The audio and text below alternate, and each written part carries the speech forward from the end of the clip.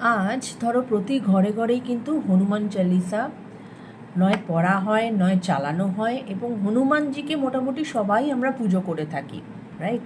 এবং আমরা এটাও খুব ভালো করে জানি যে ওনাকে যদি ঠিকভাবে ডাকা যায় তাহলে কিন্তু উনি খুব চটজলদি সাড়া দেন, তাই তো? কোনো বিপদে পড়লেই তুমি যদি হনুমান চালিসা চান্ট করো বা তুমি হনুমানজিকে যদি স্মরণ করো, সঠিকভাবে যদি তুমি ওনার সাথে কানেক্ট করতে পারো, উনি কিন্তু তোমাকে ঠিক তার সুরাহা দেবেনই দেবেন, রাইট?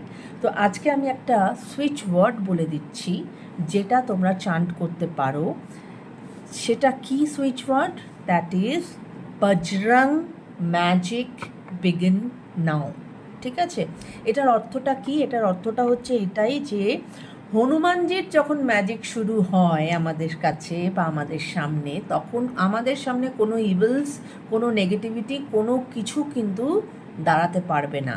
হ্যাঁ, এবং আমাদের যেটা উইশ সেটা অবশ্যই কিন্তু ফুলফিল হয়ে যাবে, সমস্ত নেগেটিভিটি আমাদের সামনে থেকে সরে যাবে, রাইট? কেউ আমাদের কোনো ক্ষতি করতে পারবে না।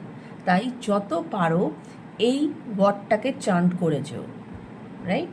রাদার ফ্রেজটাকে চান্ট করে যেও।